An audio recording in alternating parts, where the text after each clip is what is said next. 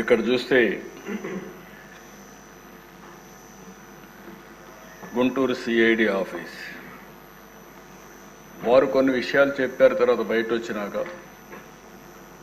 నేను ఆ రోజు ఒక పార్టీ అధ్యక్షుడిగా రాష్ట్రంలో ఎవరిని అరెస్ట్ చేసినా పార్టీతో సంబంధం లేకపోయినా రాజకీయాల్లో సంబంధం లేకపోయినా వాళ్ళు ఎవరిని అరెస్ట్ చేసినప్పుడు సోషల్ యాక్టివిస్టులు అరెస్ట్ చేస్తే కూడా మళ్ళా వాళ్ళని బైక్ తీసుకురావడానికి ప్రయత్నం చేసేవాడిని. ఆ పరిస్థితిలోని ఈయన కేసు కూడా నేను నేరుగా పర్యవేక్షిస్తూ ఎప్పటికప్పుడు పార్టీలో మేము మాట్లాడుకుంటూ వస్తున్నాం. ఆ రోజంతా కూడా ఆయన అరెస్ట్ చేసినప్పుడు నుంచి తీసుకువచ్చే దారిలో కానీ ఏమేం జరుగుతుందో ఎప్పటికప్పుడు మానిటర్ చేస్తున్నాం. అదే రోజు రాత్రి 5 ముసుగులో వచ్చి ఎంపీ పైన విపరీతంగా, అంటే పోలీస్ కస్టడీలో ఉండేటప్పుడు పోలీసులు వాళ్ళ దగ్గర పెట్టుకున్న రాత్రిలో ఈయన పైన దాడి చేయడం అనేది, పోలీసులు ఇలాంటి తప్పుడు పనులు చేయడంలో ఏ విధంగా మనసు వచ్చిందో నాకైతే అర్థం కాలేదు.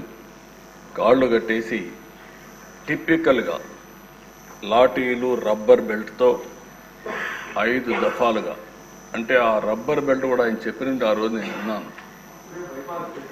అప్పుడే బైపాస్ కూడా చేశారు. అరికాళ్ల పైన, ఆ కాళ్ల పైన కొడితే అది ఐడెంటిఫై చేయలేదు. ఈవెన్ డాక్టర్స్ ఇది చేసినా కూడా ఐడెంటిఫై చేయలేరనే ఉద్దేశంతో విపరీతంగా కొట్టి రాత్రంతా కూడా ఇది చేశారు. అప్పటికే హార్ట్ సర్జరీ అయింది. గుండె మామూలుగా సర్జరీ అయినప్పుడు కొంచెం ఇబ్బందులు కూడా ఉంటాయి. అలాంటిది మంచం మీద ఎక్కి రొమ్ముల పైన కూడా ఎక్కి విపరీతంగా కొట్టి తీవ్రంగా హింసించారు. వాళ్ళు హింసించిన విధానం మీరు చూస్తే ఎక్కడికక్కడ మంచం కోళ్ళు కూడా కింద నుండే కాళ్ళు కూడా ఇరిగిపోయే పరిస్థితికి వచ్చాయి. మామూలుగా అక్కడ సిఆర్పిఎఫ్ సెక్యూరిటీ ఉంటుంది. అలాంటి సిఆర్పిఎఫ్ సెక్యూరిటీ లేకుండా పంపించేశారు. రాత్రంతా తీవ్రంగా హింసించారు. తీవ్రమైన బూతులు తిట్టారు. రచ్చబండ పెట్టి ముఖ్యమంత్రి బెయిల్ రద్దు చేయమంటావంటూ కొడుతూ తీవ్రంగా క్షోభకు గురి చేశారు. ఒక సర్కిల్ ఇన్స్పెక్టర్, హెడ్ కానిస్టేబుల్ కాపలా ఉంటారు. ఇద్దరిని బయట పంపించి అదే సమయంలో ముసుగులు వేసుకుని వాళ్ళు వచ్చి, నేను అడిగాను ఆ రోజు కూడా వారిని అడిగాను, వాళ్ళని గుర్తుపెట్టగలుగుతారా అంటే గుర్తుపట్టడానికి వాయిస్ చూస్తే ఏమైనా చెప్పగలుగుతానేమో, కానీ ఎక్కడైతే ముసుగు వేసుకొని వచ్చారు, ముసుగు వేసుకొని వచ్చేసి ఇవన్నీ వెళ్ళిపోయారని చెప్పారు. ఆ రోజు రాత్రంతా కూడా మేము కూడా జాగారం చేసే పరిస్థితికి వచ్చాం. మొదటి రోజు సాయంత్రం వరకు ఉదయం తీసుకురాలేదు, కోర్టులో ప్రొడ్యూస్ చేయలేదు. ఎందుకు ప్రొడ్యూస్ చేయలేదని మేము వాకప్ చేస్తామంటే ఇప్పుడు వస్తారు అప్పుడు వస్తారని చెప్పి కాలయాపన చేశారు. సాయంత్రం వరకు డిలే చేశారు.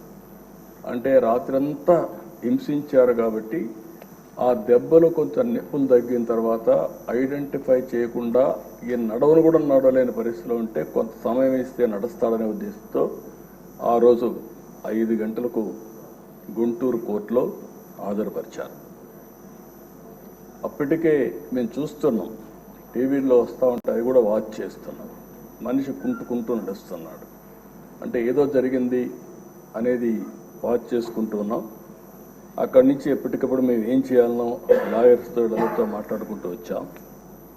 మళ్ళీ వాళ్ళు చెప్పింది, వారే వచ్చి చెప్పింది, కస్టడీలో కొట్టిన విషయం కోర్టులో చెప్తే ఈ రాత్రికి మళ్ళీ మా కస్టడీకి వస్తావు, అక్కడ చంపేస్తామని బెదిరించారు. ఈ విషయాన్ని చూసినప్పుడు ఈ రాష్ట్రంలో కూడా ఇవన్నీ జరుగుతాయా అనే ఆశ్చర్యం కలుగుతుంది. అయితే మేజిస్ట్రేట్ దగ్గరికి వచ్చిన తర్వాత ధైర్యం చేశాడు. ఆ కాళ్ళు చూపించాడు. ఆ కాళ్ళు అవన్నీ కొట్టినట్టు చూపిస్తే అప్పుడు ఆ మేజిస్ట్రేటు నేరుగా ఇతన్ని ప్రభుత్వ ప్రైవేట్ 2 హాస్పిటల్కి పంపించండి, ఎగ్జామిన్ చేయించండి, ఎగ్జామిన్ చెప్పి చేసిన తర్వాత సర్టిఫికెట్స్ ఇవ్వమని చెప్పి పంపిస్తే వాస్తవాలు తెలుస్తాయనే ఉద్దేశంతో ఆయన్ని ప్రభుత్వ ఆసుపత్రికి మాత్రం తీసుకుపోయి ప్రైవేట్ హాస్పిటల్కి తీసుకుపోకుండా అక్కడ కూడా రిపోర్ట్ని తారుమారు చేపించి బెదిరించి ఆయన రిపోర్ట్ తెప్పించారు. ఆ రిపోర్ట్ వస్తానే 16వ తారీఖున జైలుకు పంపించారు. ఇదే సమయంలో సమాంతరంగా హైకోర్టులో కూడా ఈ కేసు జరుగుతూ ఉంది. అంటే మేజిస్ట్రేట్ కోర్టులో కేసు ఉంది, హైకోర్టులో కేసు ఉంది. హైకోర్టులో కూడా ఏమాత్రం కూడా కోఆపరేట్ చేయకుండా వీళ్ళు ఇచ్చేస్తే మధ్యాహ్నం 12 గంటలకి కోర్టు సమావేశమైంది. రఘురామకృష్ణరాజు యొక్క రిపోర్ట్ ఇవ్వమని కోర్టు అడిగింది, కానీ వాళ్ళు రిపోర్ట్ ఇవ్వలేదు. మధ్యాహ్నం ఇవ్వాల్సిన రిపోర్టు సాయంత్రం 6 గంటలకు ఇచ్చారు. దీంతో హైకోర్టు కూడా ఆగ్రహం వ్యక్తం చేస్తూ రఘురామకృష్ణరాజు గారిని స్వయంగా తీసుకురండి హైకోర్టుకి అని చెప్పారు. ఆయన ఇప్పటికే జైల్లో ఉన్నాడు, ఇప్పుడు మేము తీసుకురాలేమని మొరాయించారు. మరుసటి రోజు 17వ తారీఖు హైకోర్టులో విచారణ జరిగింది. ఇది ఉన్నప్పుడు వారి అడ్వకేటు వారితో కూడా మేము కూడా మాట్లాడి సుప్రీంకోర్టులో వెకేషన్ బెంచ్లో కేసు వేశారు.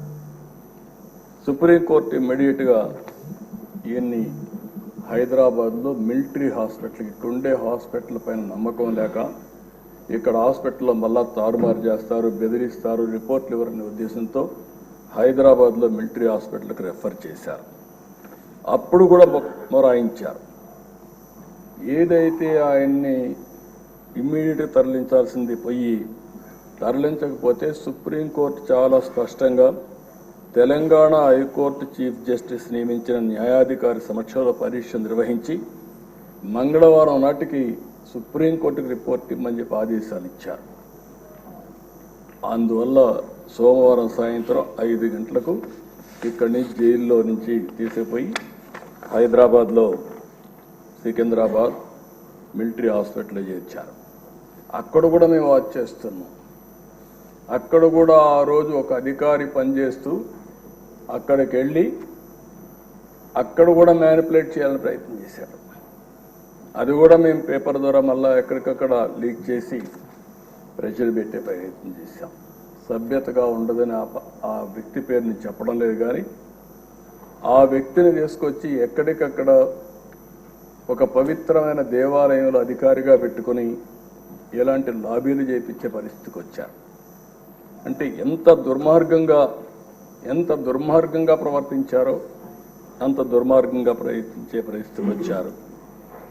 అయితే అవన్నీ చూసిన తర్వాత నెక్స్ట్ డే 3 రోజుల వరకు ఆయన ట్రీట్మెంట్ ఇచ్చిన తర్వాత సుప్రీంకోర్టు బెయిల్ ఇచ్చే పరిస్థితికి వచ్చింది. ఇది మనందరం ఒక్కసారి ఆలోచించినప్పుడు ఇక్కడతో ఆగలేదు కక్ష. నర్సాపూర్ లోక్సభ పరిధిలో పేద అమిరం గ్రామంలో అల్లూరి సీతారామరాజు విగ్రహావిష్కరణ జరిగింది. సాక్షాత్తు ప్రధానమంత్రి గారు ఆ ఫంక్షన్కి వచ్చారు. ఈయన స్థానిక ఎంపీగా ఉండి ఈయన ఇంటికి కూడా పక్కనే 500 మీటర్లు ఉంటుంది విగ్రహావిష్కరణ. అందుకని ఈయన కూడా వెళ్ళాలని చెప్పి ప్రయత్నం చేసి హైదరాబాద్ నుంచి రావడానికి ప్రయత్నం చేశాడు. కానీ ప్రయత్నం చేసి పర్లేదు వెళ్ళాలి అనే ఉద్దేశంతో నర్సాపూర్ ఎక్స్ప్రెస్లో టికెట్లు కూడా రిజర్వ్ చేసుకున్నాడు. బేగంపేటకు వచ్చిన తర్వాత దిగేశాడు. దిగి మళ్ళీ అందరికి మెసేజ్ ఇచ్చారు, మాకు కూడా మెసేజ్ వచ్చింది, నేను వెళ్ళడం లేదు, నేను వెళితే ఏదైతే సత్తెనపల్లి ఆ ప్రాంతం పిడుగురాళ్ళలో సత్తెనపల్లిలో వాళ్ళు ఒక ప్లాన్ చేశారని తెలిసింది. అవసరమైతే భోగిని తగలబెట్టి చంపేయాలని చెప్పి ఆ వార్త తెలిసింది కాబట్టి నేను దిగేశాను, నేను పోవడం లేదని చెప్పి దిగేసి వచ్చే పరిస్థితికి వచ్చాడు. అంటే ఇవన్నీ చూస్తే ఇవి సాధ్యమా, ఇవి జరుగుతాయా అనిపిస్తుంది. కానీ వీరి విషయంలో ఇవన్నీ జరిగాయి. 5 సంవత్సరాలు ఎంపీగా ఎన్నికైన తర్వాత నియోజకవర్గానికి రాలేకపోతే కడాను రచ్చబండ పెట్టి ప్రజలకు జరిగిన విషయాలు జరిగినట్టు చెప్పి ప్రజల ఆదరణ పొందిన వ్యక్తి ఈ రఘురామ్. మా వీడియో మీకు నచ్చినట్లయితే please like, share and subscribe.